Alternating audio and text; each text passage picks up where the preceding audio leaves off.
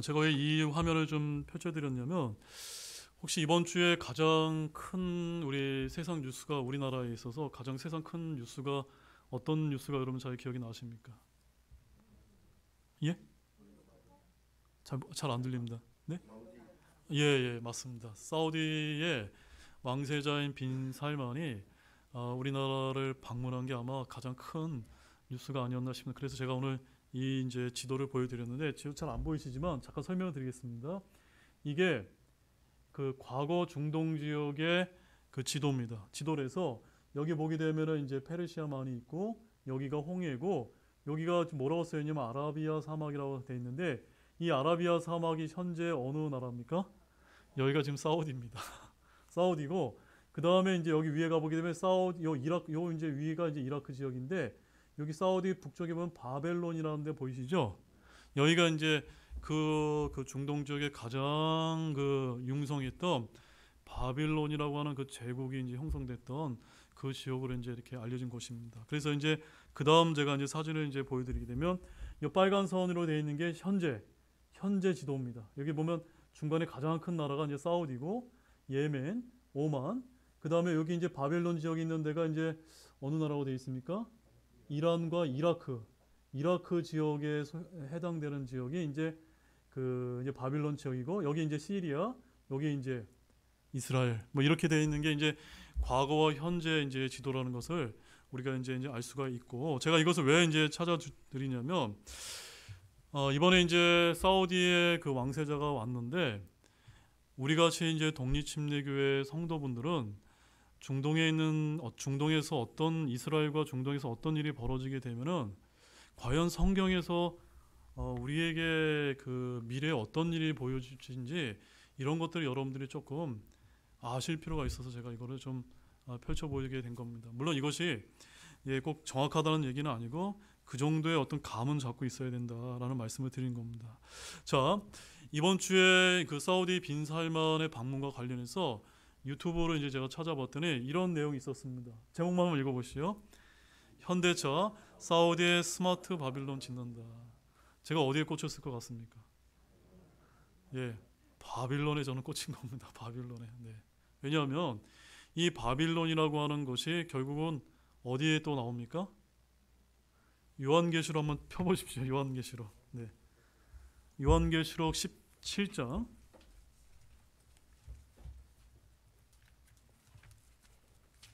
요한계시록.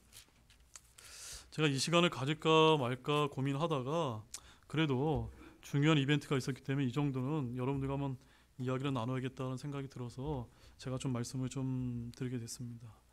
자, 계시록 17장에 가보게 되면은 음녀와 짐승이라고 해서 이 음녀는 큰 바빌론을 이야기하는 것이고 짐승은 말 그대로 이제 적그리스도로 이제 이야기하고 있습니다. 그래서 5절 말씀에 가보게 되면 이렇게 기록이 되어 있습니다.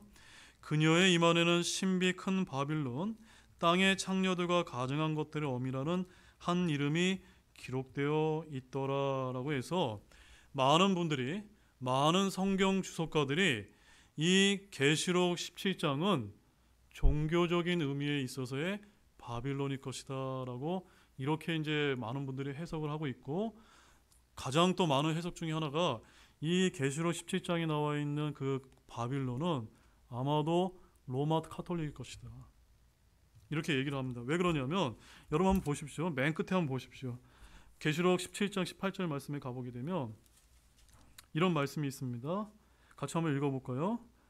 내가 본 그 여자는 땅의 왕들 위에 군림하는 저 큰 도시니라. 예, 땅의 왕들을 다스리는 그런 도시가 있는데 지금 현재 남아있는 그런 도시가 어느 도시가 있습니까?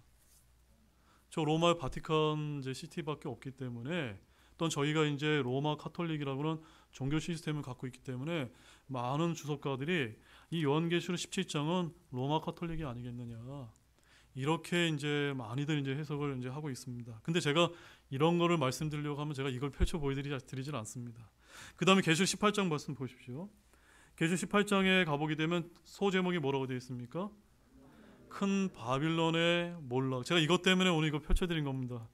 계시록 17장 18장에 바빌론이 나오고 그 다음에 이제 오늘날 세상에서 이루어지고 있는 중동에서 이루어지는 것이 다시금 바빌론의 영광을 재현하겠다고 하는 이런 중동 지역의 여러 가지 일들이 이제 마지막 때에 벌어질 것을 성경이 이야기하고 있기 때문에 제가 이제 펼쳐 보여드리는 겁니다. 여러분 이제 감 잡으셨습니까?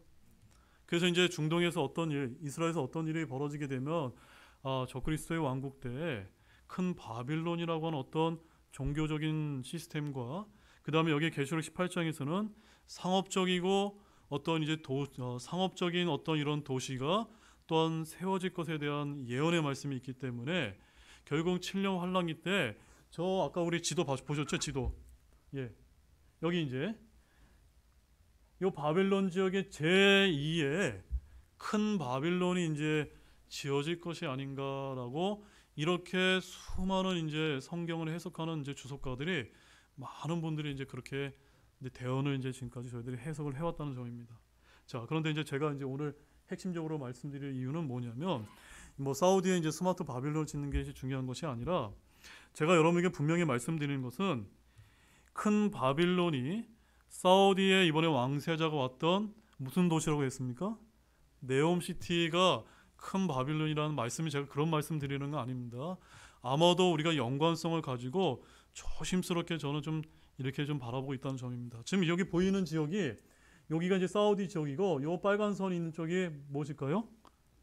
여기가 지금 요번에 왔던 사우디 왕세자가 이야기한 이 네옴시티.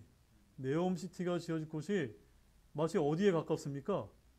이스라엘 쪽에 가까이 있기 때문에 아마도 저는 이제 이것이 계시록 17장, 18장에서 얘기하는 큰 바빌론과 어쩌면 좀 연관이 있을지 모른다고 하는 이런 어떤 좀 조심스럽게 꼭 그렇다는 게 아니라 그런 가능성도 조금 있지 않을까라는 관점에서 제가 이번에 이 사우디 왕자가 와서 이야기하는 것을 뉴스를 잘 찾아보면서 야, 앞으로 이 중동 지역에서 무슨 일이 벌어지는가 이런 것을 보고 있었고 제가 신문 기사를 봤더니 조금 더 자세하게 나옵니다. 네옴시티, 이 네옴시티가 이제 이쪽에 이제 만들어질 것이다라고 이제 이렇게 알려지고 있기 때문에 여러분들이 중동 지역에서 벌어지게 되면은 앞으로 마지막 때 일어날 일들과 대단히 큰 이제 일들이 이제 벌어질 수 있기 때문에 좀 예의주시할 필요가 있다. 자, 그래서 제가 간략하게 성경에 나와 있는 것을 말씀을 드리면 성경은 음녀로 불리는 큰 바빌론이라는 한 도시를 두 가지 면으로 다루고 있습니다. 큰 바빌론의 영적, 종교적 특성은 계시록 17장에서 설명을 하고 있고 정치적, 상업적 특성은 계시록 18장에서 이제 설명을 하고 있는데 이 큰 바빌론이라는 것은 첫째 짐승인 적그리스도와 둘째 짐승인 거짓 대언자를 중심으로 한 세계 단일 종교, 통합 종교의 중심 도시가 될 것이며 또한 세계 정치, 군사, 경제 중심지가 될 것이다라고 저는 그렇게 좀 해석을 하고 있습니다. 그 다음에 이 요한계시록 17장과 18장은 삽입장이자 이제 보충장으로 이제 쓰여져 있는 음녀 큰 바빌론에 대한 예언의 말씀인데 제가 잠깐 설명을 드렸던 것처럼 17장은 도시의 종교적인 면, 18장은 도시의 정치적 상업적인 면을 이제 다루고 있기 때문에 이 큰 바빌론의 신비에 대해서 크게 한 세 가지 견해가 있습니다. 자, 첫 번째는 17장과 18장을 모두 어떻게 해석을 하는 겁니까? 로마 카톨릭으로 이제 해석을 하는 겁니다. 이것이 지금 현재까지 가장 많은 이제 목사님들과 많은 신학자들이 이렇게 지금까지 보고 있는 견해입니다. 그 다음에 이제 두 번째는요. 17장은 종교적인 바빌론으로서 로마 카톨릭의 종교 체제일 것이다 라고 이렇게 해석을 하고 있고 18장은 분명히 정치적인 바빌론으로서 7년 환란기 때 이라크 신할 땅에 재건된 큰 바빌론 도시일 것이다 라고 해서 이 주장은 누가 했냐면 우리 성경 바로 보기의 책의 이제 저자가 클라린스 라킨이라고 하는 미국의 유명한 침례교 목사님인데 이 목사님 100년 전에 이런 이제 해석을 이제 한 바가 있습니다. 자, 그러면 저는 또 어떤 견해를 갖고 있냐면 세 번째 견해를 갖고 있습니다. 세 번째 견해는 한번 읽어보실까요? 17장과 18장은 모두 로마 카톨릭이 아니라 문자 그대로 큰 바빌론이라는 것 같은 도시가 세워질 것이다 라고 저는 이제 조심스럽게 이렇게 좀 예측을 하고 있습니다. 왜 첫 번째와 두 번째 이런 견해가 있었냐면 실제 이라크가 너무나 이제 이라크 지역을 보면 어떻습니까? 테러가 벌어지고 너무나 못 살고 이런 일들이 벌어지니까 실제로는 거기에 큰 바빌론이라고 엄청난 도시가 세워질 가망성이 보이지 않았거든요. 근데 지금 어떻습니까? 조심스럽게 지금 중동에 이제 이 석유를 바탕으로 해서 엄청난 부를 쌓아서 큰 바빌론과 같은 도시가 실제로 건설될 조짐이 보이기 때문에 저는 이제 세 번째 방점을 뜨고 조심스럽게 이렇게 이제 예측을 이제 취하고 있는 것입니다. 그래서 마지막 말씀을 보게 되면 18장에 대한 해석에는 큰 이제 정치적이고 상업적인 이런 도시가 세워질 것에 대한 것은 주석가들 사이나 목사님들 사이에 큰 이견이 없는데 17장은 로마 카톨릭이냐 아니냐 가지고 이제 목사님들끼리 많이 이제 다투거든요. 논쟁을 합니다. 그런데 저는 이제 어떤 해석을 갖고 있냐면 맨 마지막입니다.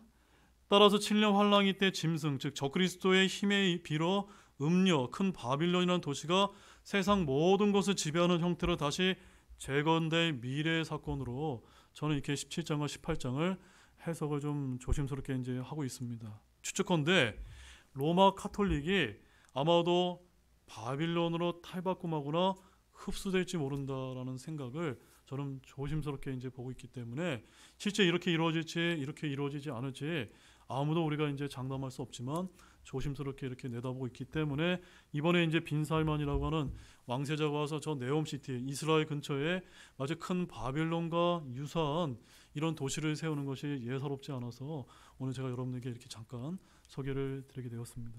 여러분 잘 이해가 좀 되셨습니까?